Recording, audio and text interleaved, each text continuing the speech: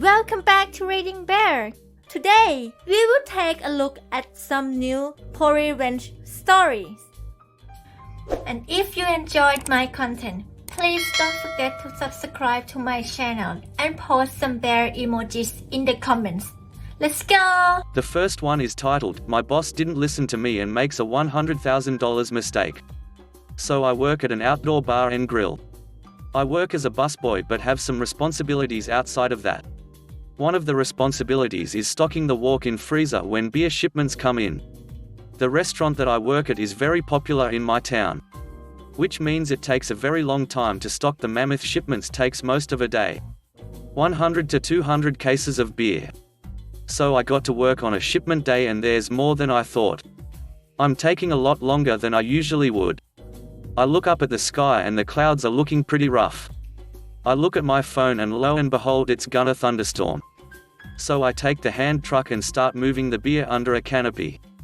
My boss sees this and doesn't like that I'm taking another 30 minutes to move the beer for a second time. She was a police officer for 20 years and as she puts it, I always know best. So she just starts chucking the beer in the freezer way too high with no regard for how it's stacked. I know she is gonna mess up royally and try and explain that that's not how you do it. This is how the following conversation ensued. My memory isn't the best, so this is a generalization. Me, that's not how you do it. You're stacking them the wrong way and the towers are way too high. Boss, I've been in this game for 3 years, I know what I'm doing. Me, you put me here to do this job and to do it right and I was trained properly. That's the wrong way to do it. Boss, either help me or the door's that way. Points at door cue malicious compliance, so I go home for the day because I know it's gonna go wrong and I don't wanna be responsible. Not 30 minutes later I get a call from a coworker furiously screaming at me, saying need to get back and fix my mistake. So I ride my bike back and walk right to the freezer and see a mess. The entire right wall fell down, ruining around $4,000 worth of beer, $2,000 worth of food, and the entire wall is soaked. They had to close down the restaurant for 2 weeks to fix the freezer form the damage. Beer got under the floor and started mucking up the walls and floor. Moral of the story, listen to your employees. The next one is titled, "Refuse to pay us for our work? We'll have a chat with your wife."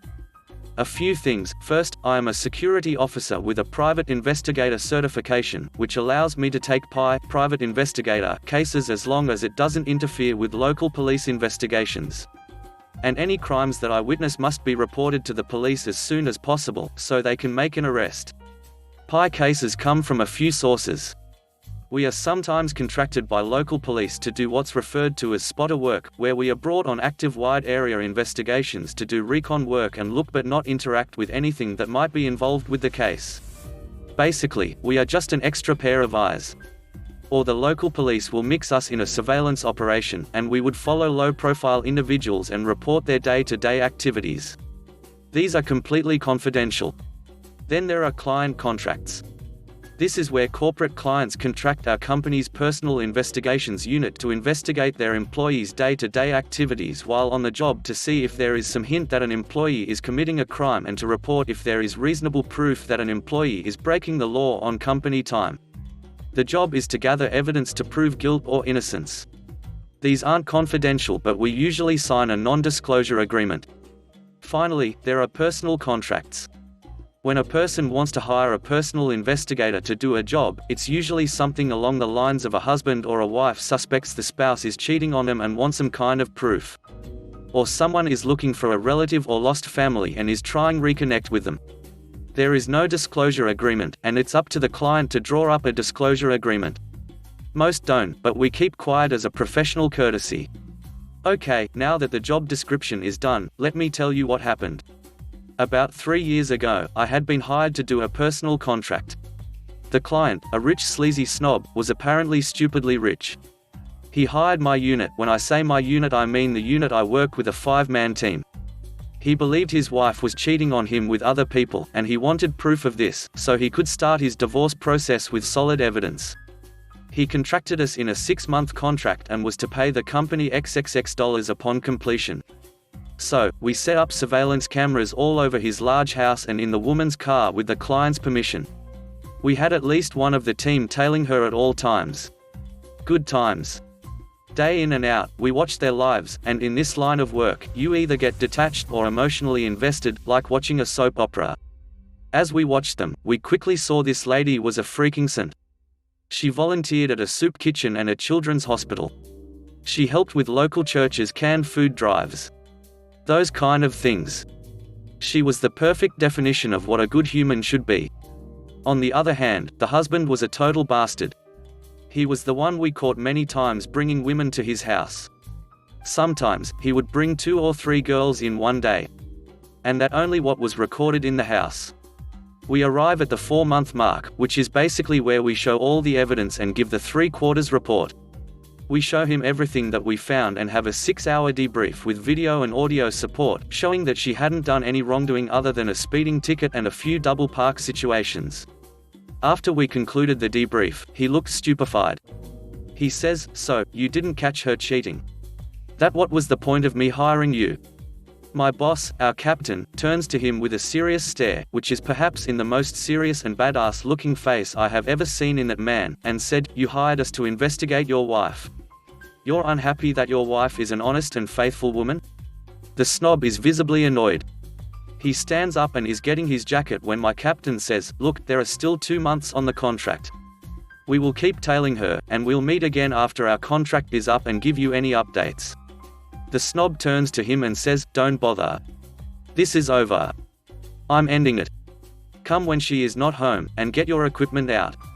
So, a week later, we did exactly that. Now, food or thought? When contracts like his are made, a small portion is paid up front as a commission fee, and the rest is paid at the end of the contract's allotted time. In his case, it is 6 months. Now pay works like this: the commission is divided up between each pie as a bonus to our salary, and then the salary is what we get from the company to get us through to the completion of the contract. The remaining balance after being paid by the client is then divided into a cut for completion for the PIs and a cut for the office. Good money when done right. So, fast forward to the next payday after the contract is officially over. My unit gets a call from our office to come in on the next payday as there is an emergency meeting regarding us and the last contact. We get there and find out Snob pulled the funding and refused to pay us for the work. So, we're getting paid, just not with the completion bonus. We all left super upset. We went to lunch and brainstormed how to get even with the ducker. Then we remembered all the house footage of his dirty deeds. At first, we wanted to blackmail him, but that's low, and we're better than that. I remembered the wife, so I reached out to her. I set a date to sit down and explain everything to her. I showed her the videos. She cried for a good half hour. I think I broke her whole world. It was gut-wrenching. I then advised her to get a lawyer and proceeded to give her all the collected evidence and my business card. Aftermath: fast forward about 6 months. I'm called into court, as my company is suing him from fraud, breach of contract, and unpaid dues. My company wins the case easily, as his lawyer's argument was that we failed to deliver the result he wanted. But we weren't hired to deliver a product. We were hired to observe and report. We got paid in the end. I was contacted by the wife who thanked me for all the evidence. She got a divorce. Because of all the evidence I gave her, she got almost everything: his huge house, both cars, and a huge cash sum. Moral of this story: don't try to screw over people who specialize in gathering evidence and reconnaissance. Edit: a lot of private messages asked about the wife. I promised I'd look into it, and I did. I got in touch with her. And we agreed to meet with her yesterday. She was delighted to hear from me. We met up at a local coffee shop. And I got to meet her new husband. And she has had 2 kids, both girls, and are cuties and so well behaved with him, and is pregnant with the 3rd, confirmed it's a boy. She has been remarried for almost 2 years now. After a few coffees and idle chat, she told me about her own petty revenge story. Now keep in mind this is what she told me, so take it with a grain of salt. She told me of how the family of the super snob demanded that they get the house back as it's their family ancestral home, and offered to buy the house from her almost immediately after she divorce hearing. She had a realtor come and evaluate the house. The family wanted to give her $250,000. But the realtor concluded that the house value was near $1.5 million. The family kept demanding she sells over the following months. She told the family about the realtor and his appraisal documents of the house is $5 million. So she would be putting on the market up for sale for that price but would sell to them first because they were like family for a discount of $3.5 million. They bought the house with cash the next day in hand. End the pleasant evening with them. As I'm leaving, the wife smiles at me and grabs the sleeve of my arm. She says, "Wait, I never got to say this, and I want to tell you. Thank you. You are a blessing that rescued me." She then reached in her purse and get her wallet. I think she is going to hand me money or something. And I raise my hand to stop her. She smiles and pulls out my old business card. And says, "I tried to call you and your company a year ago to thank you. But the number on the card was disconnected. I wanted to know if you could update your contact information for me." I ask her why. She continues smiling. "Because you're the kind of person I like. You were looking out for me when I needed it, and I want to keep you in my back pocket just in case." I updated my contact information for her and was invited with my family to their home for dinner on Friday. The icing on the cake of yesterday is this morning. Amazingly, I just got a call from my boss, very excited, told me that we, specifically you, have a new client who has offered you a 5-year employment contract. Apparently, the wife's new husband is a magistrate and has got his boss to approve a contract for the company, with the provision that I oversee as the new captain. This means the unit I will be running will be taking our job assignments directly from the court. The next one is titled, "You did $30,000 in damage to our rental house, but sure, you can leave your broken down car in the driveway. I don't mind." So your typical trailer trash redneck family move into my grandpa's rental house. The father is a loud and easily enraged handyman. His wife almost never seen, and one son is a betrayer while the other is a multi-felon bag of nuts. Drugs and parties galore, you get the idea. The house, which could fetch $1,400 a month, which is generally a large, nice house in our area, is destroyed over 5 or 6 years for only $600 a month. When he actually pays it, that is. Grandpa during this time is showing all the symptoms of dementia, and would normally never let someone get the better of him like this. So at one point I start working with my father doing upkeep in Grandpa's place. At this point I live in one of Grandpa's houses within walking distance of the one redneck has been living in, so I of course had the great pleasure of being able to tape the multiple eviction notices to their doors when they hadn't paid rent for 6 months.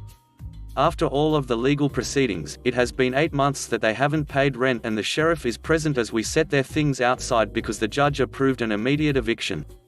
It probably helped when they didn't even show up to court to defend themselves. They hadn't been seen for a couple days, so they weren't present for this. Therefore we were courteous enough to bring in our own guys to carefully move their things out. The lawmen there were happy to take every little bit of paraphernalia that was found in the process. Redneck did show up later that night though. So I stood on my porch out of sight and listened as he got out of his car to scream, "This is bullshit," as loud as he could in full redneck accent. We had already changed locks and literally bolted shut the windows, so they left after collecting some random things, and as is expected, Redneck squealed his tires on the way out. They broke in the back door that night but didn't do any other damage, and were already gone the next morning. We notified the police and replaced the door as it was weak anyway.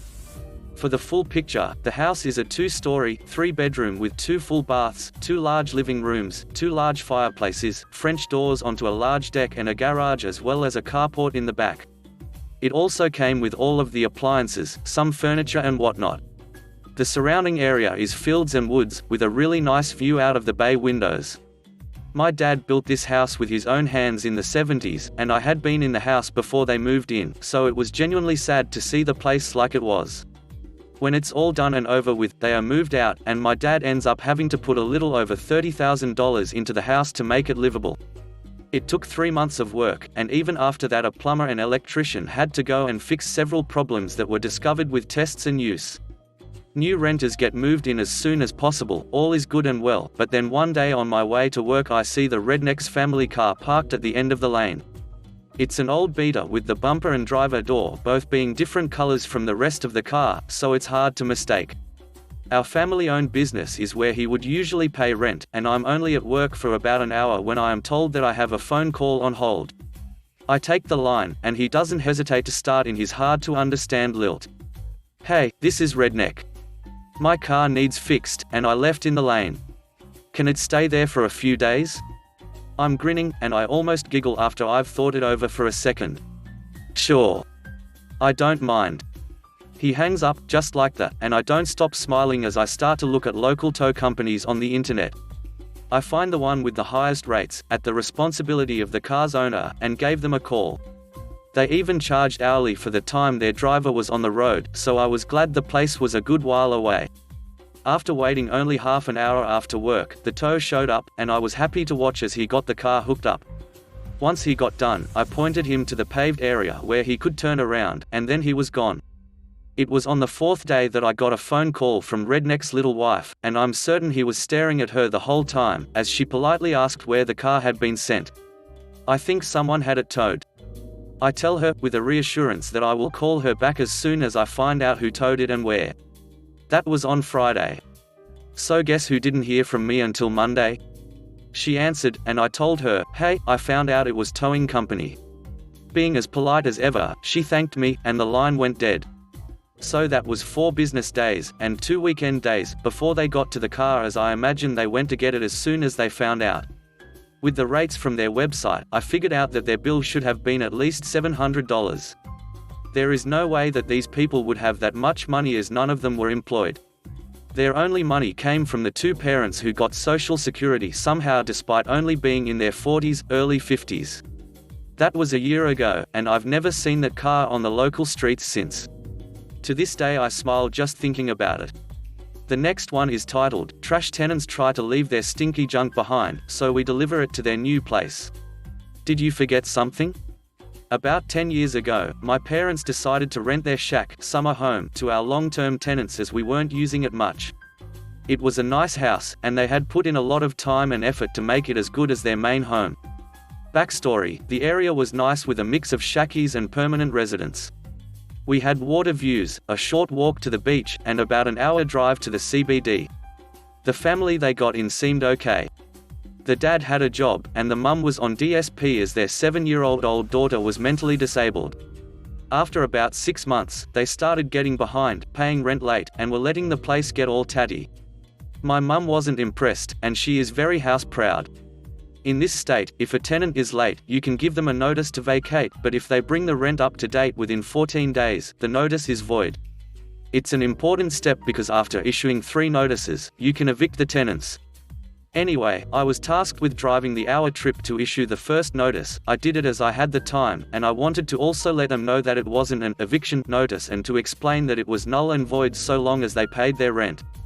I get to the property and see what Mum had mentioned about the property being tatty, see their Mastiff dog tearing around the yard with their kids' toys, and crap everywhere.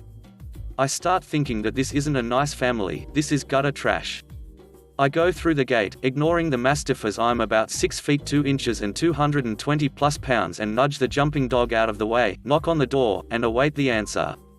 The guy opens the door and is about 6 feet 8 inches and built like a brick house. I explain that I'm the landlord's son, that I was there about the rent, and nicely explain that they just need to bring it up to date, and if they do, the letter doesn't mean anything. He then opens the letter and loses his crap and basically tells me to duck off. Anyway, they bring the rent up to date, buying themselves some time, and then stopped paying. The second time, I go down with another notice, and they're gone, which wouldn't have been a bad result. But I see the state of the property and realize that these aren't just gutter trash, they are proper ducking idiots. Dirty mattresses outside, an old couch their dog has been sleeping on, broken toys, and gear outside. Garbage inside and out, broken furniture inside, and one of the worst, the dog's been inside the house, torn carpet, excrement stains. Filth. Anyhow, they're gone, and my parents and I start the process of many weekends of work to get the place suitable for human occupation. In addition to starting the small claims court process, Dad got a summons but has to be served, and lodging the matter with a collection agency. I'm determined to find these ducking idiots. He's been fired from his job, but I did find her Facebook profile, so I know it'll only be a matter of time. A week or so later, Mum spotted them in the local supermarket near home. A lead, this means that they're most likely in the local area. I spend a few hours driving around looking for their car, but to no avail. In the meantime, we're still cleaning up the property, and all their crap has been dragged to the carport ready for disposal. Another week or so passes, then I hit gold. The stupid witch has posted on her public Facebook page that they're having a birthday party for their daughter, at their house, and their address. Not the revenge yet, but I go around to serve them the summons. Anxiety peaking, I knock on the door of their new house, and the guy opens the door to my crap-eating grin. It took him a moment to realize who I was. He's only seen me the once before. With a look of shock he tries to slam the door, but not before I yell that he's been served and throw the summons inside. Now some revenge. All of their stinking, half-wet, moldy possessions are still at my mum and dad's rental. Dad takes a day off work and hires a tipper truck, and we set about filling it. Can you see what's coming? It took a good few hours and really filled the truck, garbage, and everything. Just on dark, we roll past their house, and happily, they are home as their car is in the narrow driveway. I open the gate on the back of the truck and remove the ropes and get back in to watch the fun. Dad starts to reverse, raising the tray as we go, timing it perfectly so as he makes the driveway, it's about to fall. We're in the driveway, and he dumps it, filling the driveway, blocking the car in, covering the front yard with all of their crap. Hearing the noise, guy comes running out of the house screaming, but we're on our way lowering the tray as we go, so ducking happy. They're going to have fun with everyone turning up for their kid's birthday the next day, especially as it will take them hours to move the crap even to get their car out. Christ knows what their neighbors thought. The last one is titled, "It's Just Meat." I do not eat pork due to being religious once and have never gotten around to trying it, nor have I really cared to try it. My housemate consistently makes fun of me for it because he knows I'm not religious yet still won't try it. He's tried tricking me into taking pork when we go out, and I've told him several times not to do that. It got to the point that we argued about it a lot and he always took it as a joke. He's told me, "It's just meat, don't be such a wuss about it." I agree with him but told him it's my choice and not to overstep my boundaries. He laughs this off and of course keeps making fun of me. He eventually got me to take a pork dumpling when out with friends at a restaurant, and told me right after that it was pork and was happy he finally got me into trying it. I was upset and we got into an argument and he refused to apologize and told me, "It's not a big deal, see you ate it, and you didn't die. So what's the big deal?" At this point I'm fed up so I planned my revenge. We live in an area that has a lot of ant colonies. I took some of my leftover food and put it in a container and left it outside my room window. Next morning the container was full of them. I then went outside and looked for more bugs. I found grasshoppers and some other insects I have no name for. I made a chocolate milkshake for myself and asked him if he wanted one too. He accepts the offer, so I took all the insects I had collected and added them to the blender with a lot of chocolate, ice cream and thoroughly made sure it was all blended up. I then added a few unblended insects to the bottom of the glass, put a little whipped cream to cover the insects so they don't float to the top, and then poured the rest of the milkshake on top. I then topped with more whipped cream and chocolate sprinkles and it was ready to be served. When he was 3/4 way through, he spat out in horror as some of the insects at the bottom had escaped the whipped cream at the bottom and gotten into his mouth, and he got a crunchy unpleasant surprise. He looked down to see the insect he just spat out and was horrified to see what he had just drunk. He looked at me shocked and hurt. He would have probably have hit me if I wasn't slightly larger than him.